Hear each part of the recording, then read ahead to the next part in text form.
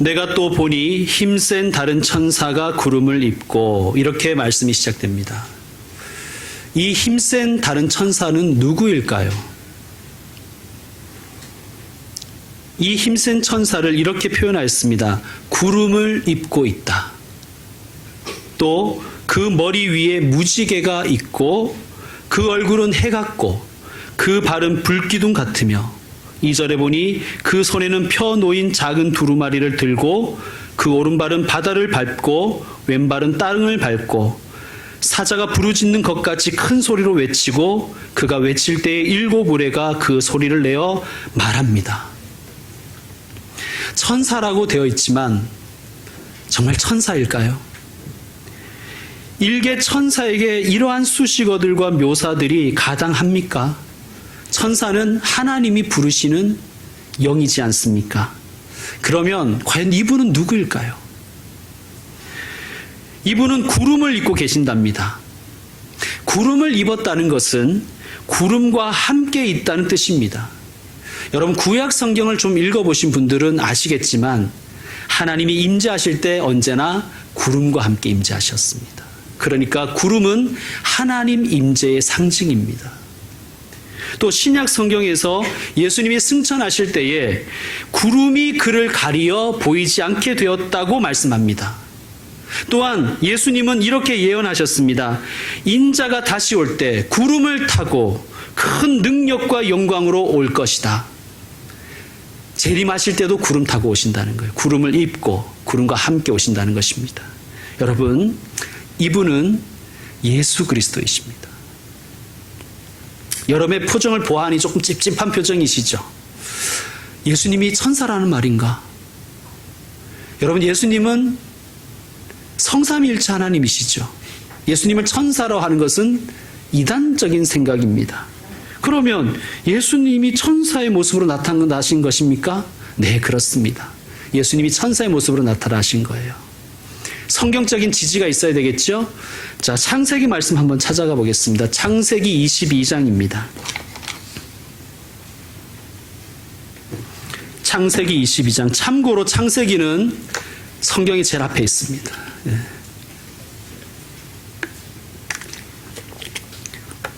창세기 22장은 우리가 잘 아는 것처럼 하나님께서 아브라함에게 이삭을 번제로 바치라고 하신 그 내용이 있는 말씀이에요. 하나님의 엄청난 시험이지요. 10절과 11절을 제가 읽겠습니다. 손을 내밀어 칼을 잡고 그 아들을 잡으려 하니 여호와의 사자가, 이거를 히브리어로 읽으면 말르아크 예호와입니다. 말르아크는 천사라는 뜻이에요. 천사. 그러니까 하나님의 천사가 하늘에서부터 그를 불러 이르시되 아브라함아 아브라함아 하시는지라 아브라함이 이르되 내가 여기 있나이다 하매, 12절을 보시면 사자가 이르시되, 여러분, 성경에는요 천사에게 존칭어를 쓰지 않습니다. 그 아이에게 내 손을 대지 말라, 그에게 아무 일도 하지 말라, 내가 내 아들 내 독자까지도 누구에게? 내게. 여기서 나는 누구예요? 여호와의 사자죠. 여호와의 천사입니다. 내게 아끼지 아니하였으니 내가 이제야 네가 하나님을 경외하는 줄을 아노라. 자, 우리가 이 방금 말씀 읽었는데 여호와의 사자는 여호와 하나님과 자신을 분명히 구분하고 있어요. 그런데 놀랍게도 여호와께 드린 것이 곧 여호와의 사자에게 드린 것과 동일한 가치를 지닌다고 말씀하세요. 단순한 천사일까요? 또 15절 이하를 보시면 여호와의 사자가 하늘에서부터 두 번째 아브라함을 불러 이르시되 여호와께서 이르시기를, 여호와의 사자가 하나님의 뜻을 아브라함에게 전달해 주고 있어요. 단순한 천사일까요? 여러분, 구약 성경 곳곳에서 우리는 여호와의 사자가 등장하시는 말씀을 읽을 수가 있습니다. 그분이 오셔서 정말 놀라운 일들을 하시는 장면들을 여러분이 읽어내실 수가 있을 거예요. 사사기에 가면, 사사기 13장에 가면 삼손의 이야기가 나와요.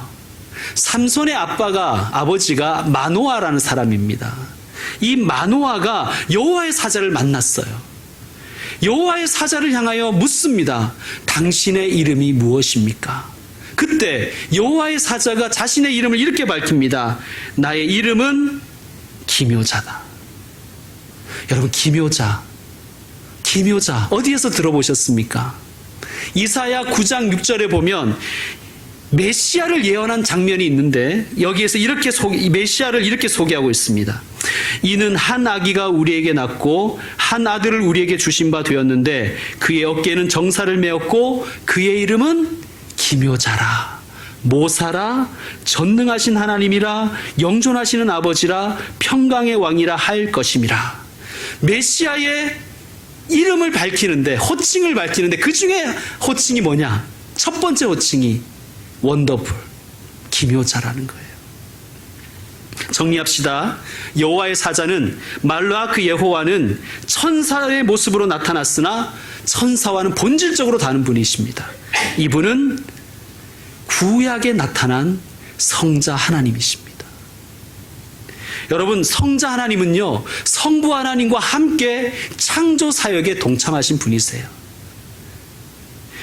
구약의 역사 가운데 이스라엘을 구원하시는 성부 하나님과 함께 구원 사역에 동참하셨습니다. 이미 여호와의 사자의 모습으로 이 땅에 현현하셨던 성자 하나님은 하나님의 때가 이르러 인간의 몸을 입고 우리에게 오신 거예요. 자, 이 성자 하나님께서 사도 요한의 환상 중에 나타나실 때 천사의 모습으로 나타나시는 것이 가능할까요? 가능하지 않을까요? 당연히 가능하죠. 아직도 의구심이 조금 있는 분들이 있겠지만, 여러분, 우리가 요한계시록 쭉 살펴봤잖아요. 근데 요한계시록에서 요한이 예수님을 만나는데 예수님의 모습으로 나타나신 게 아니라 보좌 위에 계신 어린 양의 모습으로 나타나셨어요. 여러분, 우리는 기독교 용어에 좀 익숙해서 어린 양 예수 그리스도 하니까 별 이게 이상하게 못 느끼는데요. 그냥 한번 이렇게 불신자의 그 눈으로 한번 이 말씀을 읽는다고 생각해 보세요. 보좌 위에 양이 올라가 있는 거예요. 어린 양이. 무슨 동물농장의 나폴레옹도 아니고. 좀 이상하지 않습니까? 자, 요한의 환상 중에 어린 양의 모습으로 나타나신 예수님께서 힘센 다른 천사의 모습으로 나타나시는 것이 가능할까요? 불가능할까요? 가능합니다. 여러분, 그러므로 말씀을 읽을 때는 우리의 생각의 지경을 넓혀가면서 읽어야 됩니다.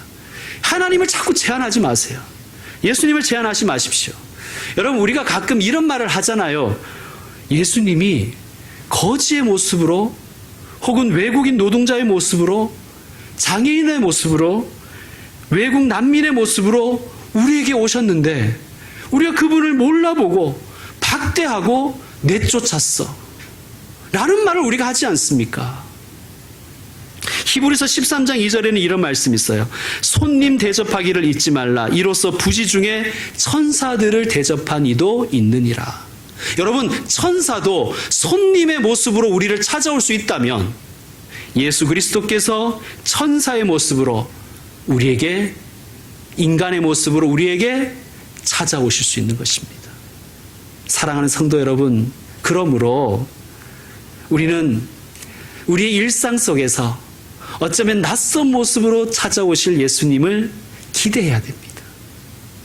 자, 우리의 인생길에서 어쩌면 우리가 낯선 모습으로 찾아오시는 예수님을 우리가 잘 대접하기 위해서는 우리가 만나는 사람들은 어떻게 대해야 될까요?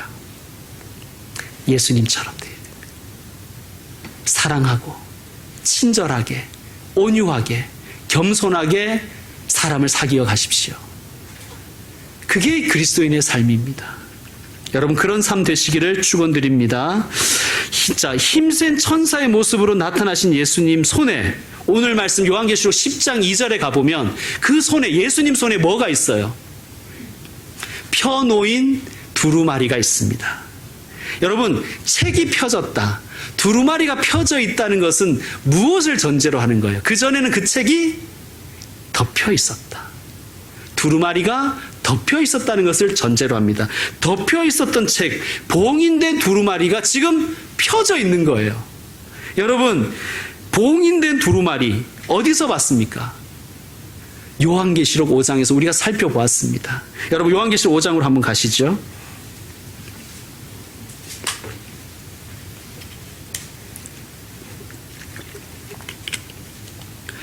요한계시록 5장 1절에서 5절을 먼저 읽는데요. 합독으로 읽고요. 5절은 교독으로 읽고요. 5절은 합독하겠습니다. 5장 계시록 5장 1절 내가 보매 보좌에 앉으신 이의 오른손에 두루마리가 있으니 안팎으로 썼고 7인으로 봉하였더라.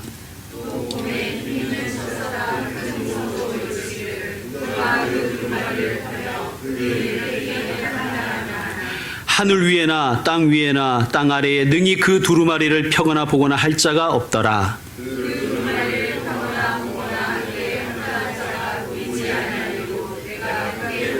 합독합니다. 장로 중에 한 사람이 내게 말하되 울지 말라. 유대 지파의 사자 다윗의 뿌리가 이겼으니 그 두루마리와 그 7인을 떼시리라 하더라.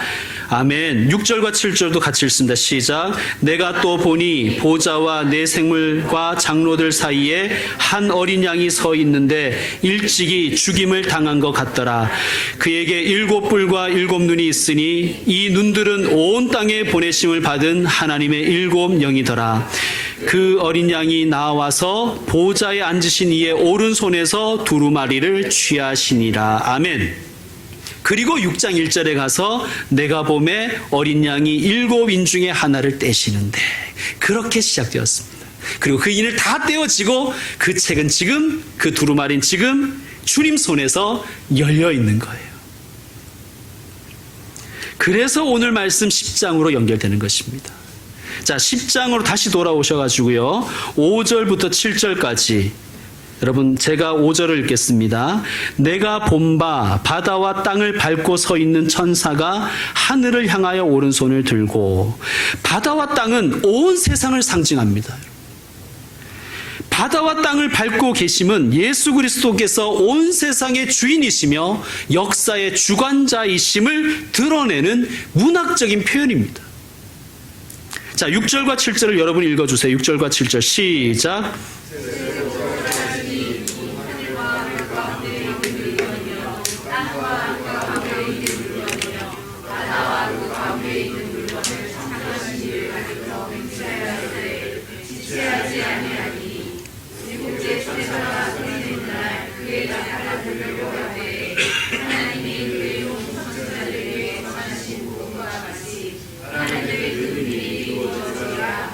아멘. 자, 창조하신 이가 누구세요? 하나님이시죠. 성부 하나님. 지금 그분을 가리켜 힘센 천사의 모습으로 나타나신 예수님이 맹세를 하시는 거예요. 여러분 성경을 좀 이렇게 읽어보신 분들은 하나님이 절대로 하나님을 향하여 맹세하지 말라고 하신 것을 기억하실 것입니다. 그러니까 단 누구만 맹세할 수 있는 거예요. 하나님 자신만 맹세할 수 있어요. 그래서 하나님은 내가 내 이름으로 맹세한다고 구약 성경에 곳곳에서 말씀하시는 거예요. 자, 예수님이 지금 하나님을 향하여 맹세하시는 거예요. 뭐라고 맹세하시냐면 지체하지 않겠습니다. 이렇게 맹세하시는 거예요. 그리고 어떻게 말씀하시느냐? 하나님의 그 비밀을 다 이루겠습니다. 그렇게 맹세하시는 거예요. 여러분, 예수님께서 지금 하나님께 맹세하시는 거예요. 지체하지 아니하리니 말씀이 이루어지리니. 성도 여러분, 세상이 아무리 모순되고 우리 삶에 아무리 황당한 일과 억울한 일이 닥칠지라도 기억하십시오. 주님은 지체하지 않으십니다. 하나님의 약속은 이루어집니다. 이 믿음으로 살아가셨으면 좋겠습니다. 우리 이 세상의 역사는, 우리가 살아가는 이 땅의 역사는 하나님의 뜻 가운데 다 이루어질 것입니다. 하나님의 뜻이 실행될 것입니다. 우리의 인생이 하나님의 말씀대로 될 것입니다. 이것을 믿는 자에게 복이 있는 줄로 믿습니다. 여러분, 힘들더라도 자신을 향해서 계속 선포하세요. 말씀대로 될지어다. 주님의 뜻대로 될지어다. 여러분, 가정을 향해서 선포하세요. 하나님의 약속대로 될지어다. 하나님의 말씀대로 되어질지어다. 여러분 이 시간 한번 따라해 보겠습니다. 주님의 뜻대로 될지어다. 말씀대로 될지어다. 여러분 그게 기도잖아요. 그 믿음 가지고 기도하십시오. 그렇게 선포해 나가십시오.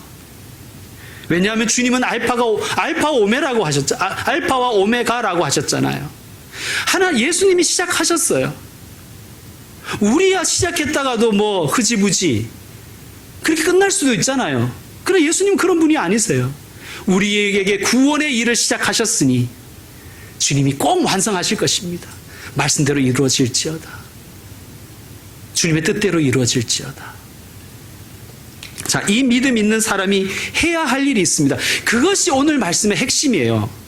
이제 8절 이하의 말씀입니다. 자, 8절 제가 읽겠습니다. 하늘에서 나서 내게 들리던 음성이 또 내게 말하여 이르되 내가 가서 바다와 땅을 밟고 서 있는 천사의 손에 펴놓인 두루마리를 가지라 하기로. 어떻게 하라고요? 그 두루마리를 가지라는 거예요. 이것은 무슨 말씀이냐면 그 말씀을 소유하라는 거예요. 자, 9절 말씀 여러분 읽어주세요. 시작. 내가 천사에게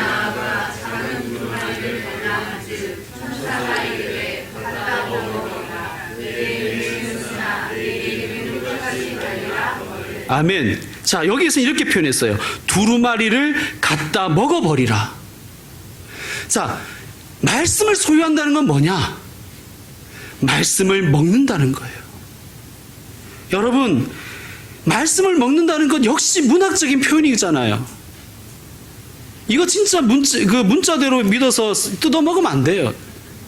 근데 여러분 웃잖아요. 이게 저도 어떤 글에서 읽었는데 어떤 광신도 엄마가 진짜 아기한테 뜯어 먹였다는 거예요. 성경책을. 그래서 그 아기가 결국은 질식사했다는 거 아닙니까? 여러분 이 말씀이 문학적인 표현입니다. 가지라, 소유하라, 먹으라. 그러면 성경을 왜 읽으라, 공부하라, 실천하라 하지 않은가? 그렇게 직설적으로 표현하지 않고 왜 이렇게 문학적인 표현을 쓰는가? 이 말씀이 이렇게 문학적으로 표현해야 우리에게 주시는 메시지가 있는 거예요. 여러분, 성경을 잘 읽는 순서가 있어요. 읽고, 묵상하고, 기도하고, 적용해야 됩니다. 한번 따라해 볼까요? 읽고, 묵상하고, 기도하고, 적용하라. 여러분, 어디가 제일 안 돼요? 적용이라는 분도 계시니 대단한 분들이시고 읽기가 안 되는 분들이 있어요. 뭘 읽어야 적용을 하죠. 뭐 읽어야. 읽기부터 안 되신 분들은 반성하십시오. 그런데요, 대부분 성경을 듣고 읽는 우리가 어디가 잘 안 되냐면 묵상이 잘 안 돼요. 근데 우리가 왜 묵상이 잘 안 되냐면 묵상을요, 이렇게 눈 감고 멍 때리는 것이 묵상인 줄 아는 사람들이 있는 거예요. 여러분, 성경에서 말하는 묵상은 명상하고 틀려요. 이 성경에서 말하는 묵상은 히브리어로 하가인데 이 하가라는 뜻이 이런 뜻이 있어요. 신음 소리를 내다. 자, 이게 어떤 장면이냐면요. 맹수가 사냥에 실패한 거예요.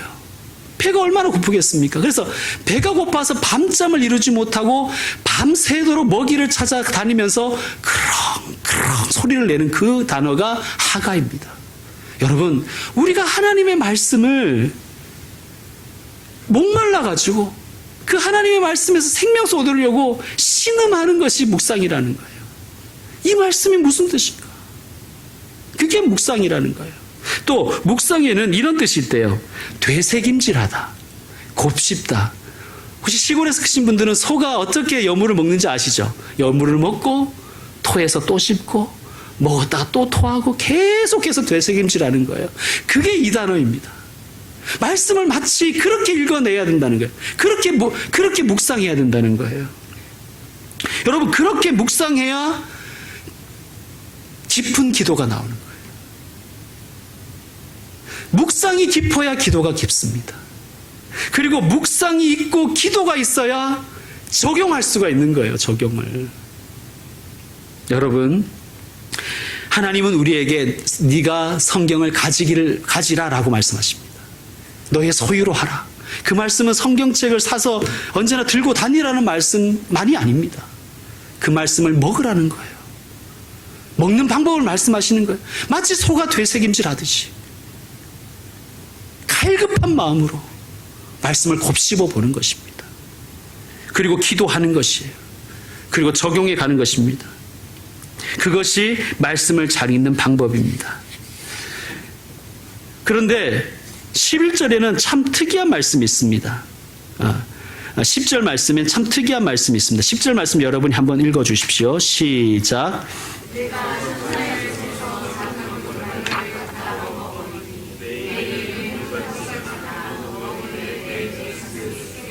아멘. 입에는 꿀같이 다나 배에서는 쓰더라. 입에서 달다는 것은 이런 뜻이에요. 말씀을 들을 때 은혜가 될 때가 있잖아요. 말씀을 읽을 때 그 자체로 아멘이 될 때가 있지 않습니까? 야, 이 말씀 참 좋다. 이 말씀 너무 귀하다. 정말 꿀송이 같이 달다는 것이 이런 뜻이구나. 아, 설교를 들어보니까 정말 말씀을 잘 쪼개는구나. 너무 좋다. 세상을 다 가진 것 같아요. 그럴 때 있지 않습니까? 제가 신대원 입시 준비할 때 신대원 입시를 준비하는 분들은 보통 성경을 여러 번 읽습니다. 많이 읽어요. 저도 신대원 입시 준비할 때 제일 많이 읽은 것 같은데요.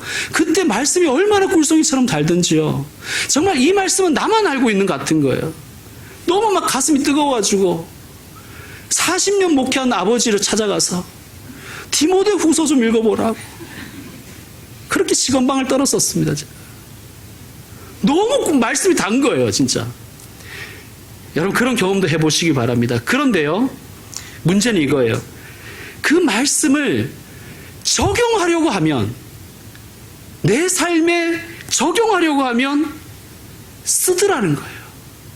세상에 부딪힙니다. 입에는 달지만 배에서 쓰다는 말씀이 그 뜻입니다. 배에 들어갔다는 것은 소화가 되었다는 얘기죠. 소화가 되어서 우리의 몸에 피와 살이 되었다는 것은 말씀이 육화된다는 뜻이에요. 말씀을 내 삶에 적용했다는 뜻입니다. 말씀이 육신이 되어 우리 안에 구체적으로 적용되었다는 말씀이에요. 그런데 꿀처럼 그 단 하나님의 말씀도 내 삶에 좀 적용해 보려고 하면 자꾸 저항에 부딪히는 거예요. 하나님 없이 살아가는 사람들 속에서 말씀을 적용해 보려고 하면 격렬한 저항과 도전을 받잖아요. 반대가 있잖아요. 그게 내 배에서 쓰다는 뜻입니다. 그런데 주님은 이렇게 말씀하십니다. 11절 말씀 여러분이 다시 한번 읽어주십시오. 11절 말씀 시작.